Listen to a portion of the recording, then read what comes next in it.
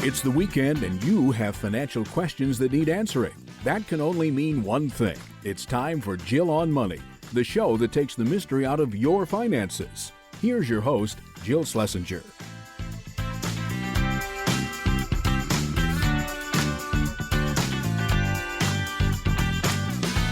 Welcome to the Jill on Money Show. This is the program that takes the mystery out of your financial life. I'm your host, Jill Schlesinger. I'm the CBS News business analyst, and I'm also a certified financial planner. Now, the way we take the mystery out of your financial life is we make you do a little bit of work. If you have a question, something going on in your life, and you need some assistance, give us a holler. Go to jillonmoney.com, click the Contact Us button, write us a note, and if you'd like to join us live, check the box, and Mark, the best producer in the world, will do everything else. Now, speaking of Marks, let's get the program started. We're talking to Mark from Nevada. Hello, Mark. How are you? Good morning. Excellent. Thank you. Great to join the show here. Really like you guys a lot. Thank you. Fantastic. Tell us what is going on. How can we help you out? Well, it might just be, again, I guess is typical, a bit of educational. I've done a lot of investing throughout the years on my own, but the big assets as I've gotten older, I'm 62 years old, are my SEP and my wife's SEP. And so those recently I transferred them over to a advisory, so they're all under management. Mm-hmm. And I'm learning the quarterly fees that come out, and so I was a little bit taken aback with those fees. I hate having to pay fees. That's the worst. Exactly. Yeah. I don't care if you're doing your job. I just don't want. Okay, we're going to get to this for a second. So you're 62. You mentioned a spouse. How old is your spouse? She's 61. Okay. Are you guys still working full time, or are you retired? We're still working full time. Okay. So you've got an active SEP IRA that you're still contributing to? Yes. Okay. I imagine you've got a small business? Yes, I do. Yeah. Okay, great. And you both work at that business? Yes. Okay. So what's your game plan, like in terms of just the business? Because it is small. I presume you have some sort of idea about what you're thinking about? Yeah, there's a couple of younger associates. So we're kind of in that transition phase now. We're trying to slow down more and do a lot more traveling with the kids all over the country. But that's our plan, I think, now is to really start to try to slow down and enjoy some of the fruits of our labor of sorts here. So, in your early 60s, at what point do you want to kind of be done? I mean, I'm not sure. I'm reading books, listening to podcasts, trying to kind of figure that out. I've got a lot of other outside activities, so I'm not concerned about kind of being bored. There's a lot of other things I'm involved with, and so I'm thinking next year is my thought. Okay. So why don't you tell us a little bit about those two SEP IRAs as well as other assets that you have saved and squirreled away in anticipation of this in a year? Okay. The current SEP, my SEP is, let's see here, just over 4.7 million. Hold on, Mark, can you cue the hate mail right now? Okay. Sorry. All right. 4.7 million in your SEP. Okay. Fantastic, by the way. Congratulations. Thank you. Your wife also has a SEP. How much is in her SEP? Hers is just over 500,000. Okay. Are these the only two accounts that you say are professionally managed? No, there's two more accounts. Okay. There's a brokerage. I guess it's called a cash management joint account. Anyhow, that's the one. That was kind of the one I used to buy stock. I'm a big Vanguard guy, and so that joint account is now just over 3.6 million. Yowza. Cue that hate mail again, Mark. Okay, continue. And then I have just a small inherited IRA of just over 16,000. Okay. And the brokerage account, is that just an account that's not really being managed as much as just sort of held? Because you said you bought a bunch of old Vanguard funds there from years ago. Is there other things that are going on inside of that account? I've got some relatively small, every now and then I want to buy a stock or this or that type of thing. And there's some local companies in the area that I've bought the stock with. And so but that's the one, it has The SEPs I can make trades with. Not that I'm not moving a lot of money or making trades, but that the advisor put that into to where those accounts we can make trades and there's no tax issues. Right. That joint account still it's got about 1.7 million of unrealized gains. And so that one is kind of like we're still trying to kind of wrestle with that one to figure out what we can do. All right. Well, maybe you don't have to sell anything. Okay. So you got a bunch of money. Now you're paying a fee for that. You're probably not used to it. So and these are big numbers. Yeah. So is the new professional charging you for the brokerage account or just the SEPs? Because if the brokerage account is just holding stuff and there's no activity, maybe they're nice and they say, let's not include that in the fee. Or are they including that in the fee? They are including that in the fee. We did kind of have a gentle talk a couple of weeks ago, but that's part of the fee. So, and I think if I look at projected now annual fees, because we've been with them for about 6 months, it looks to me like the annual fee for all of those accounts would be just over $51,000 a year. Okay. So what's the fee that they're charging you? Is it 0.5%? What are they charging you on this? So it's $8.8 million, right? Yes. 0.6 is what I thought. Yes, that's what I got. Okay. So they're charging you 0.6% on this $8.8 million. However, I just want to underscore this so everyone hears this. The reason why I'm asking these questions, sometimes when somebody gets a brand new account, if there's an old account, like a brokerage account where there's not a lot of trading going on, and I'm not saying that they're not keeping track of that, but sometimes they'll exclude it because it's not something they're actively managing. Okay. So I'm just going to point that out, that is something that is possible. Okay. So we have the two SEPs, the brokerage account, an inherited IRA. Tell us more about what's going on in your financial life. Are there other assets that you have? You own a home or rental property? We do have just a separate Schwab or another separate brokerage account that has just over $335,000. I've been a member of an investment club for 20 some years. I've got my share is 80,000 of that. Okay. And then I'm just looking at our cash, the liquid accounts, checking savings. We have about 100,000 with that. And then with the real estate, we have a home, a cottage, office building, and some other vacant land. Hold on. Let's do this separately. So the primary residence, how much is it worth? I would say $650,000. No mortgage? Correct. No mortgage. Okay. Then there's the cottage. How much is that worth? I would say $500,000. Again, no mortgage. Correct. No mortgage. Okay.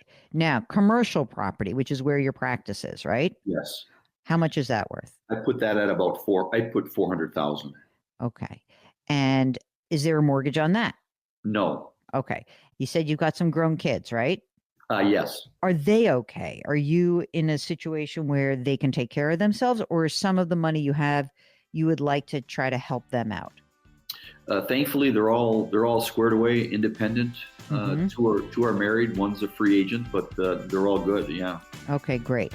We'll get back to Mark in just a minute. If you've got a financial question, just go to JillOnMoney.com and click the Contact Us button. You're listening to Jill on Money.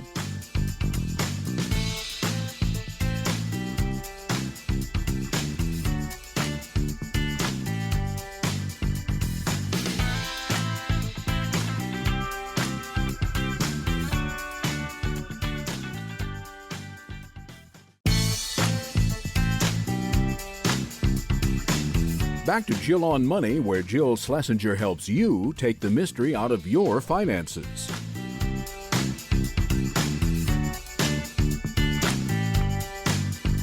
You're back. It's the Jill on Money Show, where we are trying to help guide you through your financial decisions, or at least give you a little assistance along the way. Right now, let's get back to Mark from Nevada. How much do you think you'd like to be able to spend on an annual basis? Silent partner, whisper. Exactly. My silent partner is a little lower than me. I'm thinking around 100,000 a year. Okay. Let's round this up. Okay. So I already wrote a number down. So I wrote down 12 grand a month. So Okay. that's more, so, right? That's 144 or 150. Let's just say it's 150 a year. Okay. Reason, because if you're going to travel more and you can do this, like, why not? Right? What are you Yes. building a dynasty for somebody? No. No. Okay. Exactly. So obviously you have more money than you're ever going to spend based on this. So your kids are going to be rich. Your 3 kids, perfect. Great. They're going to have a great, great situation. Is the reason you got in touch with us because this fee is bugging you? Yeah, and it seems so silly No, talking it to you doesn't. about It does it. not seem Yeah. silly. I am not going to, there's no judgment because I want to peel it back. Okay. Yes, Okay. that's why. Okay. Exactly. Yeah.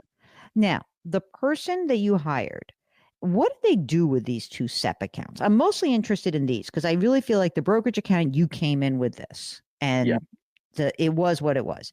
But the SEPs, that's probably where there was a little bit of activity. So there's more than $5.2 million in these accounts together. What did the advisor do with those assets? I mean, long term, that company they administered my SEP. So every year I made my maxed out the contribution for both Uh-huh. of us, Yes. and then they had you had your menu of stocks you could pick within the SEP. I just would pick all those, and then Yes. it kind of just time took care of it. We didn't do anything except put money into it every year, and Right. it's now grown to this size of sorts. So there was no active training. I'm never like calling up and saying, "Oh, buy this or that kind of thing." But are they doing anything for this fee? I guess that's my question. Because if it's just like they're sitting there, then you don't need them. I mean, I think of an advisor in a few different ways. One is, look, I don't trust myself to actually manage money. I don't like it, and I'm scared as I get older that there couldn't be a time where I just blow it. Okay. I don't think Sure, that's you. I'm just saying, but that's a lot of people will hire somebody to manage money for that particular reason. The reason I like the advisor relationship established is because it's usually beyond money management. It's financial planning. It's saying, hey, Mark, here's all this. You've done an incredible job with all this money. Let's develop a strategy for how we're going to manage the money that's in the SEP and the 2 SEP accounts that hasn't been taxed yet because we have a ticking tax time bomb, right? We have yes, tons of money that's going to be forced out when you guys turn 75, when you each turn 75. So let's develop a strategy for that. Let's also maybe think about a strategy for this brokerage account. $1.7 million of unrealized gains. Is there something that we can be doing with that? Should we be gifting to your kids because they're in a lower tax bracket than you are? Should we be using a donor advised fund because you're charitable? But all these would be questions that we would actually address in the planning process, which, by the way, do I think that 60 basis points, 0.6% is a little high for 8.8 million? Yeah, especially because it doesn't seem like they're doing too much, but it doesn't mean that somebody isn't worth a fee to do that kind of work if they're giving you real customized financial planning solutions. well, they've definitely with the brokerage account have discussed the donor advised fund just because Mhm. of all the unrealized gain Yeah. and the benefits of that. Now, to our fault, we have not done that, Okay. um, but we certainly want to continue to be charitable, and so I think that donor advised fund makes a lot of sense. Mm-hmm. With regard to the SEPs, there hasn't been a lot of activity because they now I did ask them to move money around so that was less equity exposure Mm-hmm. with where the market's at, and so they've adjusted that downward. Mm-hmm. Um, and so they've I don't want to be critical of them because No, you can be because we haven't mentioned anyone's name or the name of the company. So be as critical as you want. I'm just not used to this fee. I know I was charged a fee, throughout the time these SEPs have been growing. I just didn't see it. It may be Yeah, ignorance is bliss, and maybe, but you weren't charged. Listen, 0.6%. The assets that are inside of this SEP. Let's just say you never put any more money into the SEP. okay. Okay. Because next year you're done. Now we have all this money. I think the question is, what is the efficient way to actually have a plan to get it out? And what is the efficient way to invest inside? Are the funds like you'd mentioned Vanguard? So, are you in low cost index funds inside of the SEP? Those are a bit different than Vanguard because they fall within the company's Mm-hmm. their menu of sorts, and Mm-hmm. so it's a bit different. But Mm-hmm. that's my understanding is that they are low cost funds that we're supposed to be able to move money within that SEP with minimal costs or those types of things. The question is, do you and your wife want to manage this money on your own? So just pretend, let's just pretend at the end of next year, in 2026, you're done working. And now Okay. you've got $5 million, 5.2 million dollars in SEPs, all this money in a brokerage account. Do you want to do that yourself? I mean, that of course is something that many people choose to do. Does that scare you? Part of it scares me. Part of it I enjoy it, but the other part is, God forbid, if something happens to me, I don't want to leave a mess for my wife, and so Okay. that's where I'm thinking I should have somebody else managing it. Okay. Or at least having somebody available who your wife likes. Okay. Yes. So I understand how you chose the current manager, but I think you would absolutely benefit from interviewing a couple of other people. I know it's a pain in the neck to think about doing this again, the whole like, oh, I don't want to deal with this again. But I actually think it would be worth it for you. And specifically, Mark, for your wife to be able to feel comfortable working with an organization that is doing the planning, helping with the management, getting her like we're onboarding her, in terms of the Yes. process. And it may be that you've done an awesome job. You've done a great job together of managing and creating this wealth. It's incredible. Everyone listening, I know the company that he's dealing with. And it's not that they're bad people. It's just that I think that you could benefit from talking to a certified financial planner who's not associated with some big, huge firm that has a different lens through which to look at this kind of wealth. Okay. That's what I think. I would love it for you and your wife to talk to a couple of different people about really doing a full financial plan and investment management outlook. You got to have a plan for this SEP. I mean, this SEP money is going to be a bear for you. It Yes. really, really is. I'd love it if you had a little bit more of a strategy. What kind Okay. of, what kind of planner you choose, whether it's just a flat fee or someone who is an asset under management kind of person. I think it's just worth making sure that you both really like this person and see how the different approaches that people take resonate with you. And then you can make a better decision. That makes sense. Does that make sense? Good. I'm glad. Yeah, it does. It does. And, for everyone listening, you don't have to have $8 million to call in. Forget about the numbers. The total numbers are different for each of us, but the situation is quite common. So I've accumulated some money. I have someone managing it or not, but maybe I should have someone manage it because my partner and I are maybe not going to be living forever and that we both want to be on top of this and we want a game plan. And while we know we have plenty of money, we don't really understand that we have a working strategy that's going to maximize that money or at least minimize some of the tax impacts. So I think that if you're listening and you're feeling like, oh my God, they are huge numbers. If you lop off a zero and it turns into you, it's the same situation. You're listening to the Jill on Money Show, and we will be right back.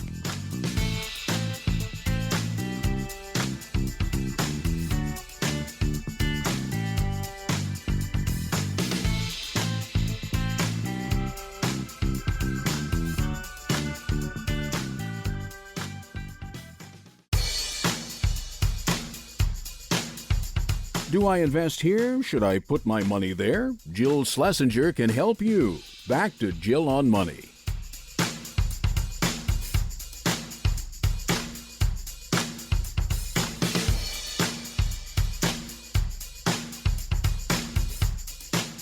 Welcome back. It's the Jill on Money Show. If you've got a financial concern, an issue, a question, just go to JillOnMoney.com and click the Contact Us button. Okay, we've got a different Mark. This is Mark from Nebraska. So, Mark, welcome to the program, and what can we do for you? Hey, Jill. Hi, Mark. So originally, my question was on my wife's pension. She stopped teaching this past spring, and so we are trying to decide if we should pull her out of the pension plan, keep her in. I've done a little bit more reading on the plan itself since then, so I kind of Mm-hmm. have some ideas, but it's kind of hoping to get some advice from you. Okay. And how many years into the pension did she have? She had 7 years into the pension. And she's vested. Correct. Okay. What's the balance right now of that pension? If you said we're done, she's never going to be a teacher again, what's the amount of money that would be available to her if she wanted to pull it out right now? It was 34,500-ish. Okay. And do you think she is done with teaching, Mark, or do you think there's a possibility she'd go back? I asked her that question, and she said if we had to, because she needed to make more money, she would. Mm-hmm. Otherwise, if she ever went back into the workforce, she's staying home with our kids right now. But if she went back into the workforce, then she'd like to do it at maybe like a nonprofit or like a volunteer organization rather than going back to teaching. So Okay. Because it's hard, that yeah. teaching thing. All right. You got some kids. How old are they? 4, 2, and 9 months. Oh boy, you have got your hands full. Is that Mark laughing there? That's me laughing. Yeah. Okay. No wonder she's staying home. How can you work full time like that? That's exhausting. Oh my God. Well, Mark sounds like he's a little exhausted. Well, he's exhausted because he had a car thing this morning. So we already know that. Mark told us that off the air. Okay. So Mark, you're working full time. And Correct. How much do you earn? Base plus bonus is right around 101. Okay, great. That's great. And Mark, how old are you guys? We are both 30. Oh, young with your life ahead of you. And how are you guys doing on just the one salary, on the 101,000 with the 3 kids, your wife's home? How are you feeling cash flow wise? It's been a little bit tight, but I recently adjusted my W-4 to kind of get it updated because we over withheld last year. We didn't make a whole lot of changes this year, and then I'll have to do it again for next year once we really see the reduced income, because I'm not looking for a big refund check. I'd like it each month. Yeah, right. Like parcel it out so that you don't feel like you're so tight every month. And are you putting money into a retirement plan through work right now, Mark? Yep. So I contribute 6% of my salary each paycheck, and my work matches 4% and then adds an additional 5% on top. Wait. That's pretty darn good. 6%. Is it a traditional or a Roth?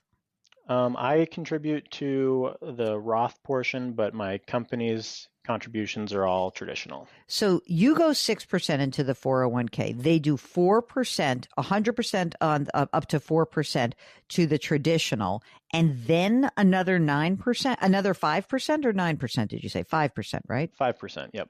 So they're putting away 9% into that traditional. Wow.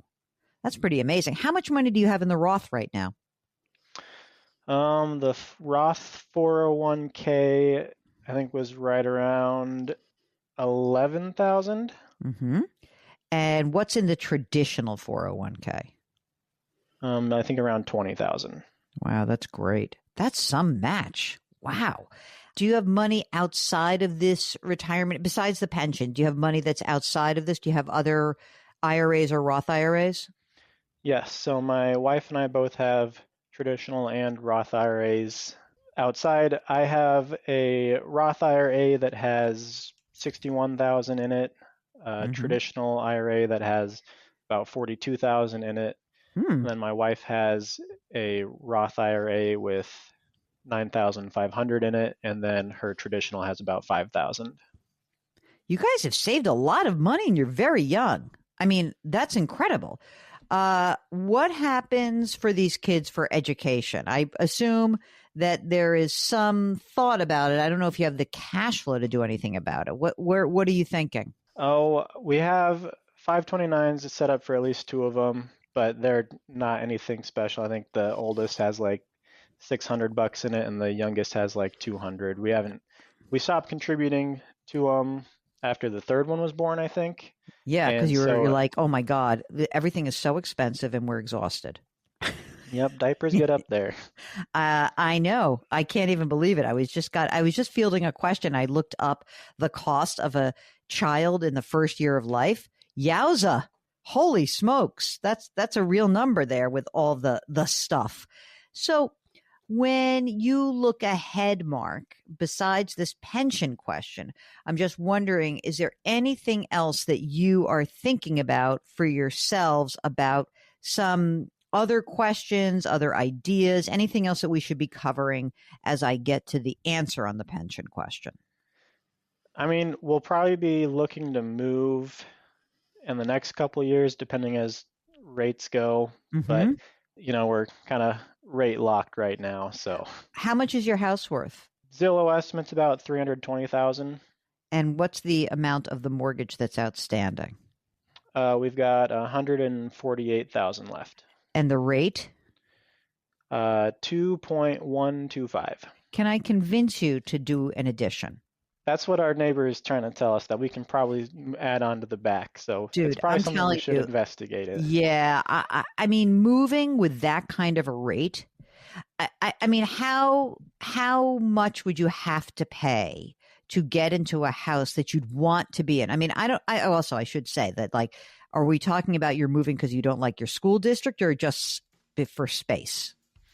It'd probably be more for the space reason. Okay, then we really have to look at how you guys can build up some money and think about doing some sort of addition. I think I would investigate that. You're listening to the Jill on Money Show. We'll be right back.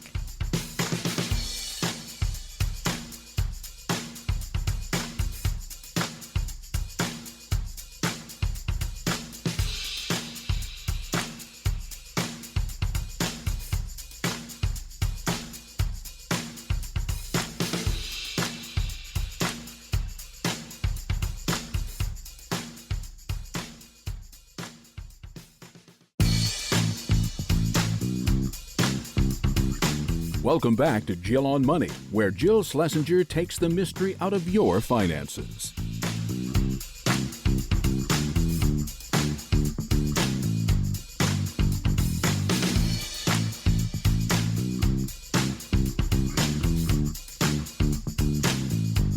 Welcome back. It's the Jill on Money Show. We are here trying to guide you along your financial journey. And along the way, there are a lot of twists, there are a lot of turns, and there may be lots of different ways to get where you want to go. If something's going on in your life and you'd like our assistance, just go to jillonmoney.com, click the Contact Us button, write us a note, and if you'd like to join us live, check the box. Mark will do everything else. Don't forget to sign up for the free weekly newsletter. It comes out every Friday, a wonderful tune-up for this program. Free weekly newsletter. Sign up right at jillonmoney.com. Let's get back to Mark from Nebraska. If you were to move for space, how much more would you have to pay? So we have a 15-year mortgage. We've got about 10 years left, which is one reason why the rate's so conveniently low. So if we did a 30-year on the next house and we got it for between $350 and $400, I think the payment per month would jump up by like probably $600-700, which would be probably a little too much. So So you'd have to do one of two things then. You'd have to wait for rates to come down, or alternatively, you would have to put more money down to make it a smaller note. Okay, put it this way. I would absolutely investigate how the idea of adding to what you have could create more space for you, and then compare that to what it would cost to move. That's what I would do. And what about just plain old money in the bank? You guys got some emergency reserves or brokerage accounts anywhere? No brokerage yet. We've got about 27,000 in emergency savings right now. Great. That's great because you got to pay for that car. Any debt besides the mortgage? We have a car loan currently that is probably like 9,000 left for the next couple of years. It's like $380 a month. Okay. I mean the rate? 6.5%. Oh, not cheap. That's a real number. Is it a car that you can just keep and own for a while? It's a minivan that our children are in the process of destroying, so I'm sure Yes. we'll drive it to the ground. Thank you very much. I like the destruction, the mayhem. The 4-year-old, the 2-year-old, the 9-month-old, In the just process working of it, destroying. working it over. That thing's going to be like Fred Flintstone's car. Mark, you may be the only person who gets that joke. Mark Talercio. Okay. Yabba dabba doo.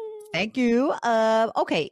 Mark Talercio, since you put yourself on the mic, what do you think about Mark's wife's pension? What should we do with that? I think I'm just inclined to take it. Me too. I would roll it over. Especially she has really no ambitions about going back into the teaching, Yeah, I would say field. that. If she takes that and rolls it into her traditional 401k, right? That $5,000 401k that she has. I mean, sorry, that traditional IRA that she has, the 5,000. I would just roll it in there. Where is that held? That traditional account and your Roth account. Where are those held? Her accounts are both at Vanguard. Perfect. I think I would take the pension. I'd roll it over directly. Now she's got 35 grand in the account. It's consolidated. It's in one place. She's probably not going to be a teacher again. Be a teacher. She's got these 3 kids. She's teaching right now every day. No relief. What I would be interested in seeing is how your cash flow looks after you do the adjustment. Your savings levels are incredibly high considering you're 30 years old. I mean, to consider that right now you've got over $100,000 in more than that. Let me just see this. So you've got your Roth, you got 100, then she's going to have 150, 60. So you have like $180,000 in retirement savings. I wouldn't do much to change that. I think you should explore what it would mean for you to potentially change the space that you have. And if you find like, okay, if we spent, I'm going to make it up, 50 grand right now in our house, we could make it and have it and it'd be perfect. Then we might talk a little bit about how to maybe you would pull back a little bit on your contribution to your retirement account and build up some of your cash so that you can help pay for that. Or maybe we would look at, hey, what would it look like to get a small equity loan or line of credit to do that work? It may work. It may be beneficial. Or maybe you're like, you know what? Life's good. I'm no longer, I'm like, instead of 100, I'm making more like 140. I've done really well. And we could start looking at, maybe it does make sense for you to think about another house. So I think you've got a lot of options. I do think from the world of whether you keep a pension or not, it usually is dependent on just whether or not she's going back to that place. And as Mark said, doesn't sound like that's happening. So I think you're in very good shape. So of course I will end by asking you the very boring questions of, tell me about the life insurance you have on your lives. She's the primary caretaker. You're the primary wage earner. You need life insurance. What do you got? I think I have 2 million on me and a that's million good. on her. So good. That's good. Great. And what about wills, power of attorney, guardianship, all that fun stuff? We got that taken care of after the first one was born, and hopefully it's still current for all 3. Excellent. If you have something that you want to noodle around with us, we are here for you. Just go to JillOnMoney.com and click the Contact Us button.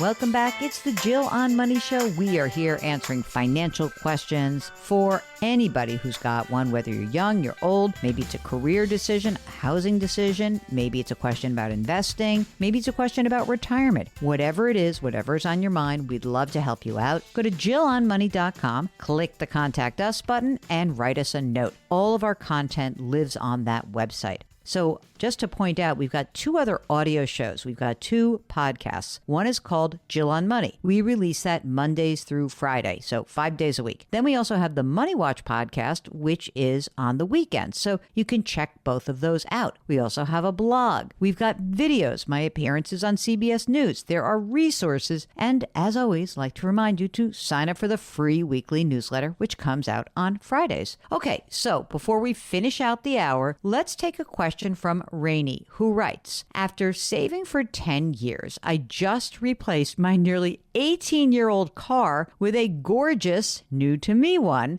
and I paid for it in full. With a 10-year time frame to save for the next car, I'm dollar cost averaging into a brokerage account every week, and I'm investing in a Vanguard fund. Now, after doing this for about 3 months, I suddenly realized there may be adverse tax complexities with capital gains when I eventually sell these investments. What is your guidance to meet my goal? Okay, Rainey, I just would not overthink this too much. First of all, you are investing in an S&P 500 index fund, so no big problem there. You won't have a ton of trading or dividends that are distributed. If you're really worried about capital gains, I'm not sure that's the right focus. You're probably going to be looking at long-term capital gains rates, and depending on your tax bracket, the most it'll be is 23.8%, and that is if you make more than $600,000 marrying, filing jointly, or over $533,000 if you're single. If you're under those thresholds, let's not make ourselves crazy. Invest, pay the tax, and move on. I hope that helps. We have another hour of fun ahead of us. You're listening to the Jill on Money Show, and we will be right back.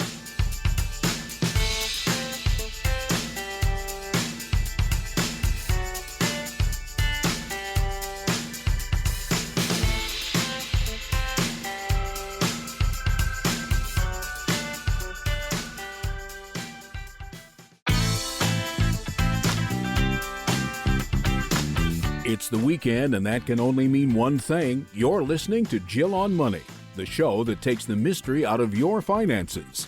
Here's your host, Jill Schlesinger.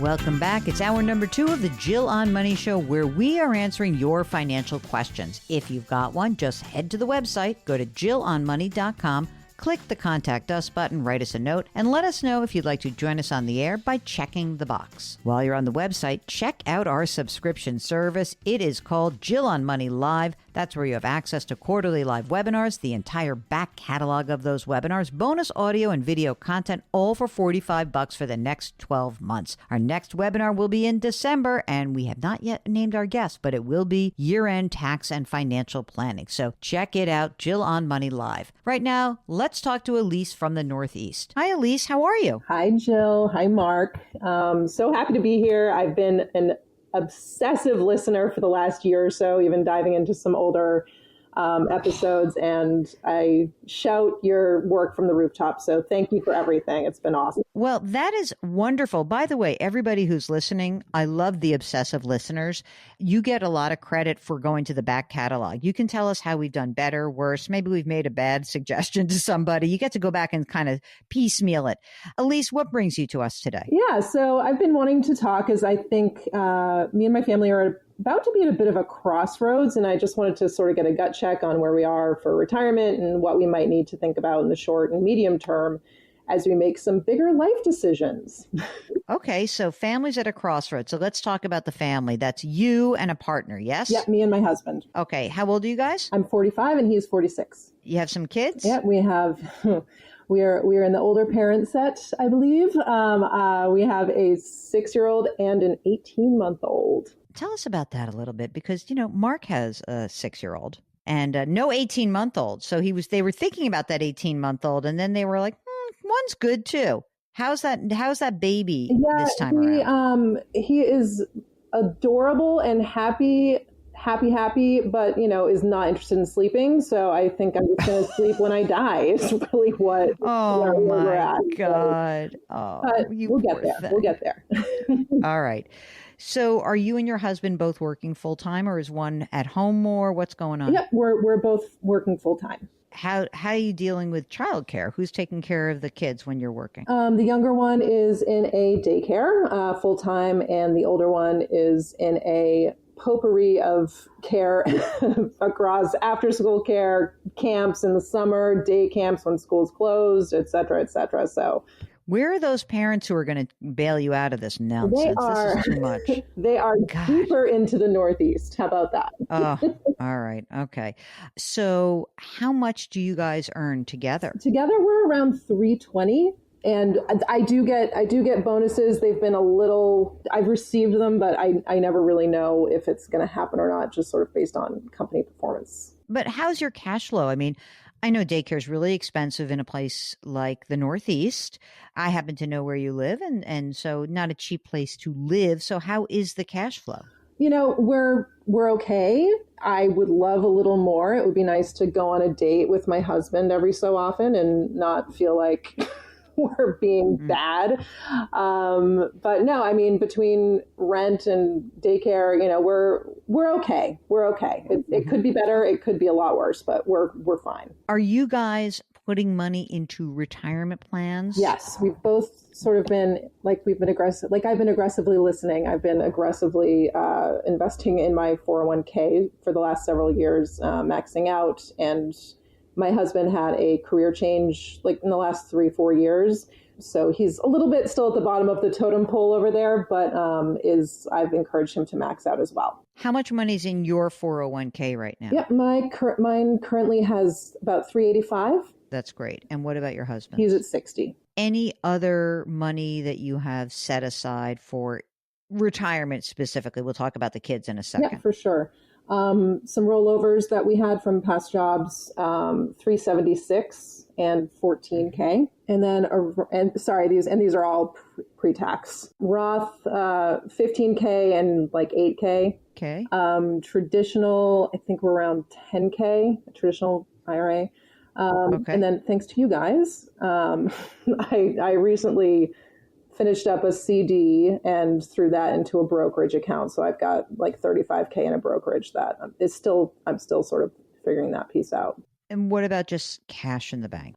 We have about $250K. Wow. Yeah. That's a lot. We've kind of been, are we moving out of the city? Are we not moving out of the city kind of thing? And so it's kind of a combination of emergency and down payment. How much is your rent? My rent is $3,000 a month.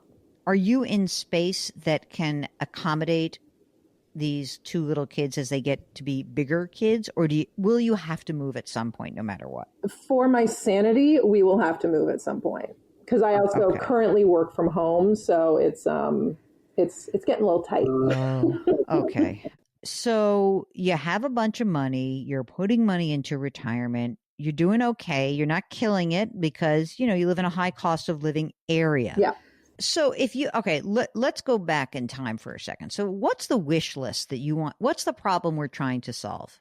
I'm trying to solve if and when we move out of the city we live in, what kind of salary I need to maintain, or what kind of household income we need to maintain to stay on track to have, say, $4 million when we retire at, say, let's call it 65, because I don't think either of us can sit still that long before that. And knowing that our kids will be going to college around the time we're retiring, and we have been putting money in the 529 as well, so that's there too. So really, just can we slow down a little bit, and if so, what could that look like? I guess. How much money is in the 529 plans right now? Yeah, for the older one, we have $83K, and for the baby, we have $37K. That's great. Okay, let's play a game. We're going to move to where your family is. Okay. What do I have to pay for a house to be in that neighborhood? Sadly, it's not that much less. I would say anywhere from like 5 to 900, 500 and Oh, can you make it wider? All right, let's say 800,000. Let's say 800, sure. 800,000. You've got 250 grand in cash. Mark, how much you want to put down? 10% on this house? What do you want to put down? I'm not using all their cash up, so tell me what you want to put down from their 250. I mean, no less than that. Let's put 100 down. Okay, let's put 100 down, and then can I have a mortgage calculation for $700,000, please? What do you want? What rate do you want to use? Like 6.5? Yeah, let's just see what 6.5 looks like. I mean, just principal and interest, 4,400. Significantly more than your rent right now. Okay. That said, there are some ways to work around it. Is the place where you would be moving a place where the property taxes are high, or like give us a little bit of the place? Yeah, I mean, I would say that they're probably, let's call it like 10K a year. All right. So if we look at your housing costs, let's kind of make this simple. Let's say your housing costs now are $3,000 a month, and they probably go to $6,000 a month. So it would double. We'll get back to Elise in just a minute. It's Jill on Money.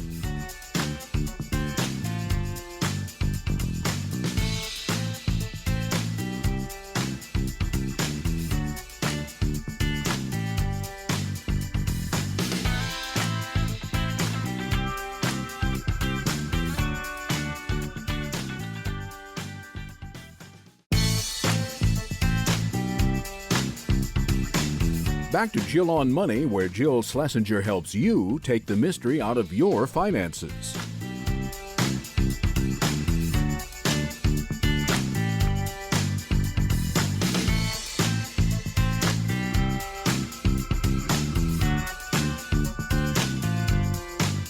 You're back. It's the Jill on Money Show. We are talking through whatever is on your mind about your life that has to do with money. Now, so many of the big decisions that we confront do have some financial ramifications. And breaking news, here's the challenge. We are human beings with emotions. Sometimes those emotions cloud what our judgment might be if it weren't our own situation. And we understand that. So if you need some help, maybe separating the emotions from the facts and coming up to a better conclusion, get in touch with us. Go to JillOnMoney.com and click the Contact Us button. Let's get back to Elise from the Northeast. Now, the question is, I don't know how much you're putting money into your retirement accounts.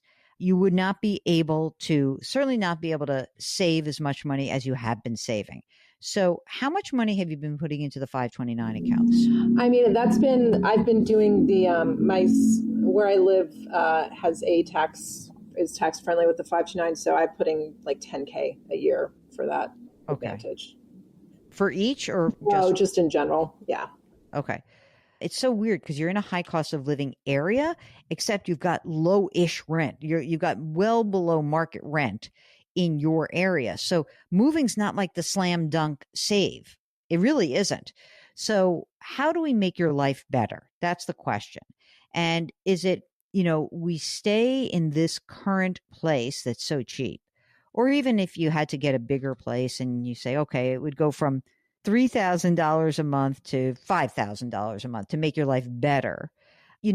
Could you then take a different job where you would make less money and you would maybe not have as much free cash flow to put into the 529 accounts? I mean, I guess that's possible. I don't know how much you hate your job, and I don't know what the alternative is. So you make 320 grand together. What's you as like, I'm thinking that you're the one. It's not your husband who wants to do this, but what's your current salary plus bonus about? Yeah, I'm 260. Mm-hmm. And then I didn't count the bonus into that original number. I mean, I think my bonus is somewhere between 20 and 30K typically. What would it mean to have a better life for you? In other words, how much less? You must know, it must be something about the job. Is it, maybe you could downgrade it to something else, but what do you think that you could make, get a job? Because by the way, the labor market's changing day by day. What's the amount of money you could make? I mean, that's kind of what I'm trying to figure out, honestly. And it's like, I don't know, the thing that has been on my mind is, can we afford to pull back on retirement a little bit, not, a ton, to maybe have a more aggressive down payment, for instance, that might help offset those monthly payments, stuff like that. So I'm trying to like think in that way too. I think like monthly expenses were typically around 11K with everything in. Look, I mean, okay, wait a second. I want to point out the obvious, which is I'll just say the thing that you're thinking, which is, wow, this is not looking so great for my game plan. It's not that it doesn't look great. It's just that it's so weird because your rent is so low that we can't get like a real savings by moving out of the high cost of living area. Okay. Now, can you stay in this job and, exist? I don't know. Only you know that. I'm not going to tell you like, just suck it up. Like, is there another job in your industry where you'd be willing to make less and have a better life? I think that's a question you should ask yourself. Have you actually looked around for another job? Not intensely. I'm recruited, on a, it's humbling, but I'm recruited on a fairly regular basis. And my job has been really good to me. I've had several years with this organization, and I have some benefits that, as a working parent, are really meaningful to me. So it's kind of the what's, is the money worth it? Always not necessarily. So. Okay. So here's what I think I have homework for you before we start like on this path. Yep. First of all, take a deep breath. I hear it. I hear the anxiety. I hear that it's scary. You're in very good shape. There's no debt anywhere around here, right? We have my husband has like $9,000 left on student loans. That's it. Okay. Low. I can't remember what the rate is, but it's low. Okay. So what I think would be helpful would be for you to take a breath. I don't want you guys to necessarily pull back on the retirement right this second. I would keep doing the retirement. I would not worry about your 529s right now. They're really young and you've got a good chunk of money in there. I think you should really look at the job market in a more methodical way. I think you should find out what else is going on in your industry. I think you should work the heck out of your network. I think you should do like a whisper campaign. I don't want to make it sound like you're disloyal. Things happen in companies. Like I'm a very loyal person when it comes to like when people have been good for me. But I think that it would be naive for us to think that corporate America is as loyal to us anymore. And so you don't know what's going to happen next. And given that you are feeling kind of fried, I think now is a good time to look. And you might be fried just because you're not sleeping, because you have this baby. It may be that you're fried because like, I don't really like my job or I'm tired of my job. It may be this is a very normal mid-career question to have, but I don't think you can answer it until we have more of the variables that are spelled out. And specifically, I would like to know, could you find a job where instead of making 280, 290 yourself, like, could I find a job at 220? Where I felt really good, or 200, and that we could make the numbers work. And it's just a better lifestyle and a lifestyle that works. And then we can start working on, okay, if that's a job that I can find, then what are we talking about in terms of buying something? Maybe if you move closer to your family, we say, okay, you know what? You're not going to buy.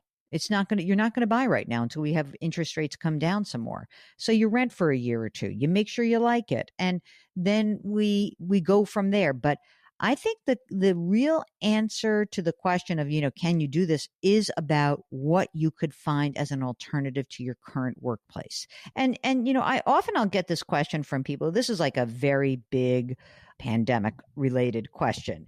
This is why I wrote my book, The Great Money Reset, because I am very aware of the fact that different times, the ideas around like what you thought your career path was going to be change once you have kids, once you're married, once you're like living life.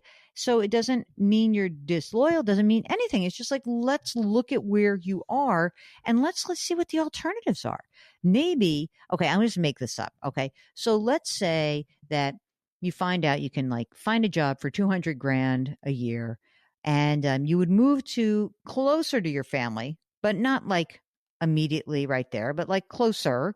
And you could find rent that is a much larger space for, instead of 3, maybe it would still be rent, $4,000 a month, and you'd be a happier human being. And then you could work longer and like that. This does not seem like a bad idea. But again, I'm going to have you do a little bit of work. Sure. Okay. Now, let me ask you something. Do you have insurance? Do you have estate documents? Or have you done all the real hardcore planning stuff? Yes. So we have insurance. I'm actually looking at increasing what we have a little bit. So that's other homework I've been putting off but need to do. Okay. And then you'll laugh, but we do have our estate documents completed. We just need to get the witnesses and notarize them. So we're nearly done. Mark, go over to Elisa's place. You can get that done. I know. Yeah. Oh yeah, we're good. Okay. I think you're good. Get back in touch with us as soon as you get some a better feel for what's available to you. You're only going to do this if your life's going to get better. If you're basically replicating the life you have and just making less money, no thank you. Absolutely. All right. Absolutely. Great. You're listening to the Jill on Money Show, and we will be right back.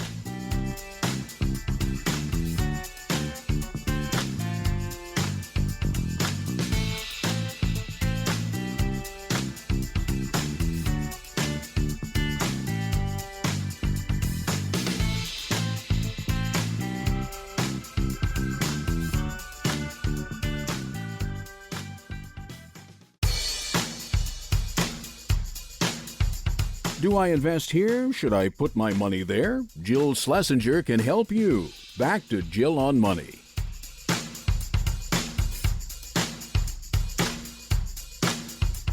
You're back. It's Jill on Money. Let's talk to Bob from Boston. Hello, Bob. How are you? Hello, Jill and Mark. Great to talk with you. What's going on? How can we help you out? I am approaching 65. I'll turn 65 next May. And at a time when a lot of people are considering retirement or actively moving into retirement, I am looking to work full-time for another 5 years until I hit 70. Looking for a checkup on my finances and see if I'm on the right path and see if there's any changes I should consider making between now and then. Well, first of all, I love the idea that you're willing to think about at least full-time for another 5 years. Now, do you want to keep doing what you're doing, or do you want to have a different kind of off-ramp, easier job? What are you thinking? Well, that's one of the big questions for me. I like a lot of what I do.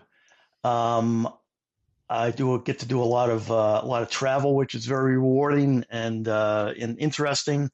I'm not so hot on the management I work for or the conditions that I work under. So I have been contemplating a possible career change, although with only 5 years of full-time to go. I'm not sure that's an easy thing. And also in today's job market, I have a 2-year degree. I am more of a generalist. There are a lot of different things that I do, and that kind of stuff doesn't translate well into today's resumes and how they're machine read and things like that. So one of the things I've been doing is keeping my eyes open for like a really good resume writer if I'm going to go down this path. That's interesting. Okay, that's kind of cool. So let's talk a little bit about your financial wherewithal to make this kind of change. So you are 64 right now. Are you single? Are you partnered? Are you married?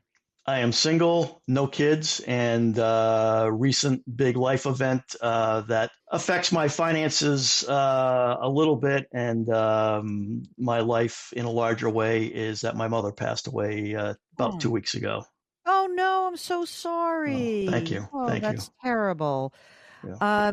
That's a lot to take on. I always like when people are like, well, they She was old. She had a good life. And I'm like, yeah, it's still my mom. It's still my dad. Exactly. It's still like, right? Exactly. It's such a, people are so funny. I just said this to Mark before we came on the air. I'm like, people really, they don't know what to say. So they say silly things like that. Anyway, I'm just very sorry.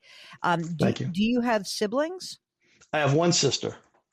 Okay. So who's managing the estate disposition and like the administration? Per the will, we are co-executors. Everything comes to us. We see very much eye to eye on this stuff. Great. And we have been going through some of the administrative stuff. And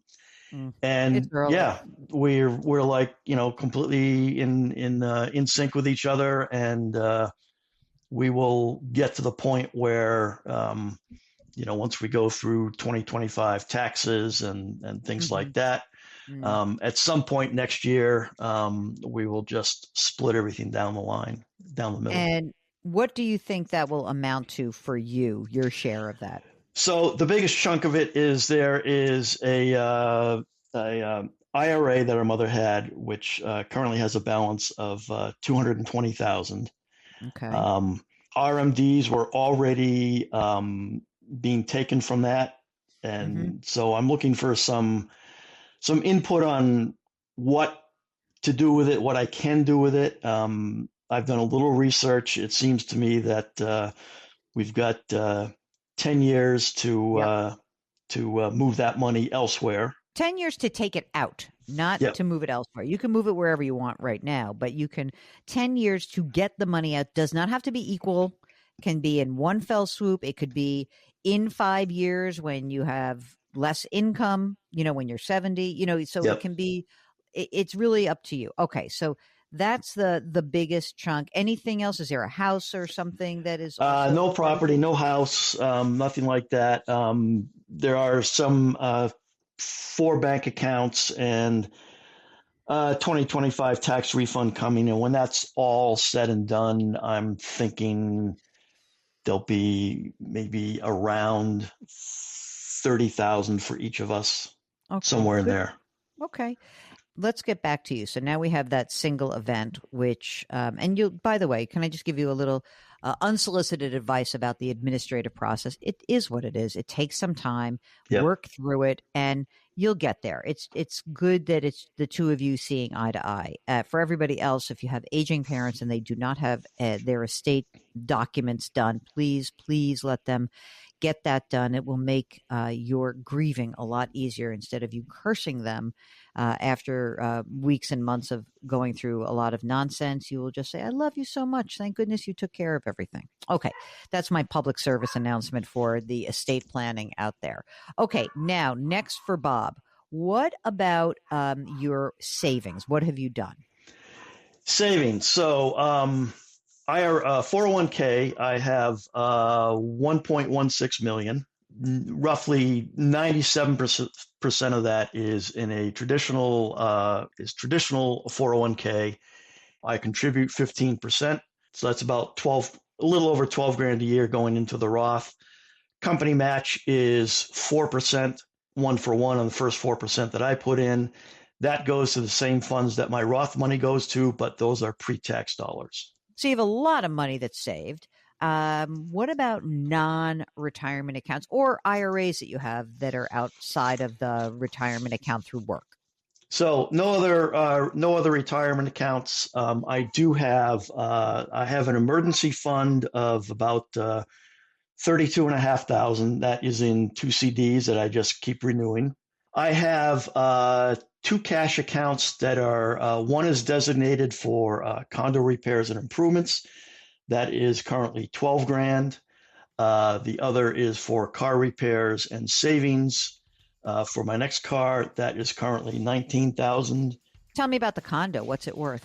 Based on recent sales in this building, say 300K. And is there a mortgage on it? Yep, there's a mortgage. I have 20 years left. The remaining balance is $61,000, and it's 4% interest. You're listening to Jill on Money, and we'll be right back.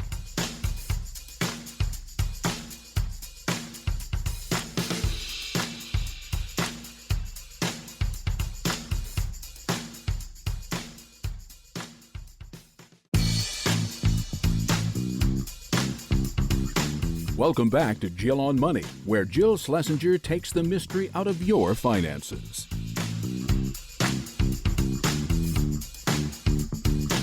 You're back. It's Jill on Money. Let's finish up with Bob from Boston. We talked about the fact that you've been in this job. You like what you do. You don't necessarily like the conditions. How much do you earn right now, Bob? 2024 salary was $80,800.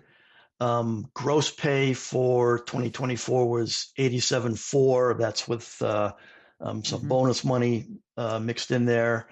What do you spend on an annual basis or a monthly, either one? Monthly, I would say it's around 3,000. I would say for planning purposes, I would go with 3,500. I'm going to go 4. Come on. Why Okay. can't you live a little? Jeez. Okay. So what does your Social Security benefit look like? You can give me 67, you can give me 70, you can give me both. Do you know that number?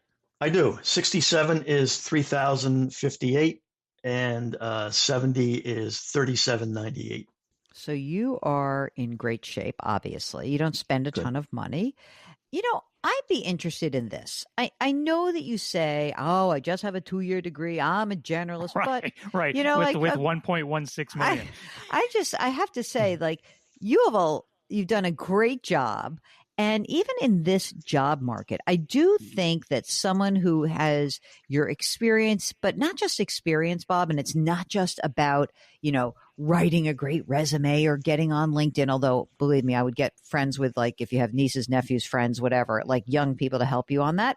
Yep. I would be really interested to see what you could find that's out there through your own network, depending on like what's out. I don't really feel like I am not inclined to have you be in a situation where you're gutting it out, because you don't have to.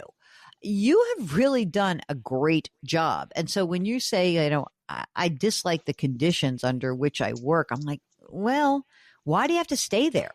And maybe this is not just about a career change. Maybe this is just about you being able to work less or changing other parts of this. You don't have to make that much to support yourself. You don't spend a lot of money.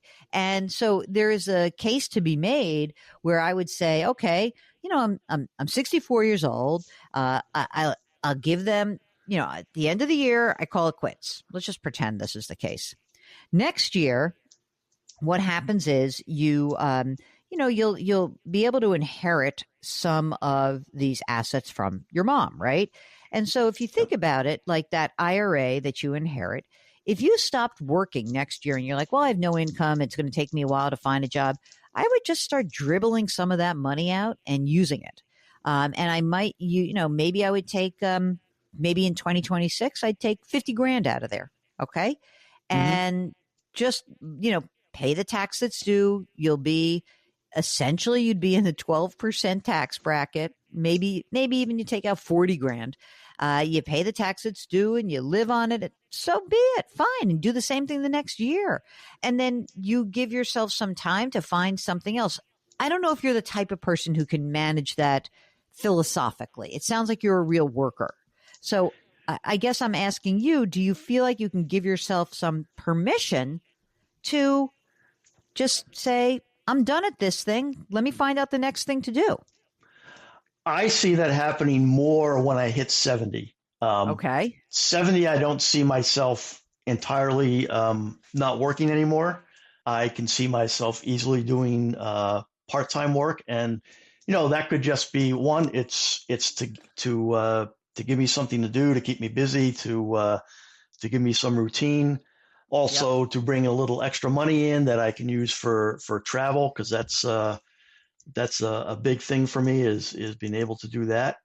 And a couple things about my current position is my company was sold last year, and I'm starting to see some positive turnaround in the way things are going. So you kind of want to stick around to see what happens. Yeah, I'm not at the one bad meeting and I walk out the door stage. Okay. It's and I really like certain things. I really like the travel I do. in part because I go to a lot of the same places over and over again. And so I have people who are not just colleagues, but they're friends. And Okay. I'm not ready to give that up at this point. So Okay, I am down with that. Now I get it. Okay, so here's what you need to know. You're not at the one bad meeting away yet, but Yep. you are for our purposes. There's nothing bad that can happen to you.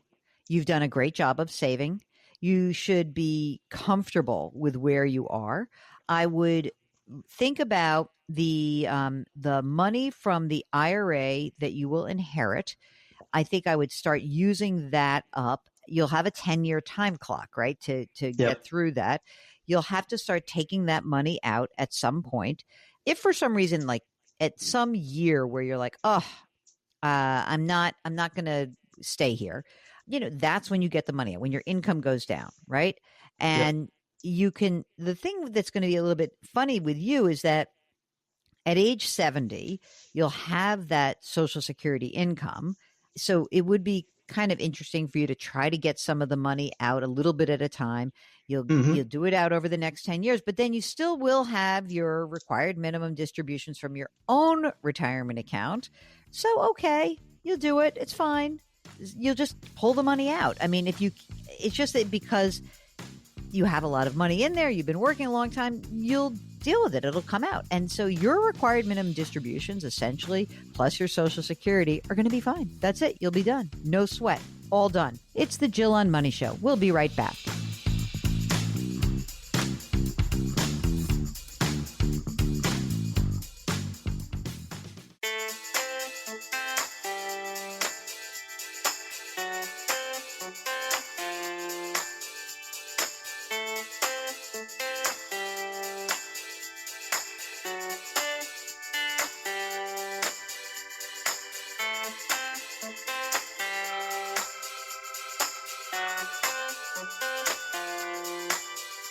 You're back. It's the Jill on Money Show, and we are trying to help you make better, more informed, maybe less emotional financial decisions. So if something is going on in your life and it at all touches your money, or you just want a second pair of eyes and ears on the situation, get in touch with us. Both Mark and I are certified financial planners, and we love taking this holistic approach to helping you come to a conclusion that feels right to you. Doesn't have to be the best. Just go to our website, jillonmoney.com, click the Contact Us button, write us a note, and if you'd like to come on the air live, check the box, and Mark will do everything else.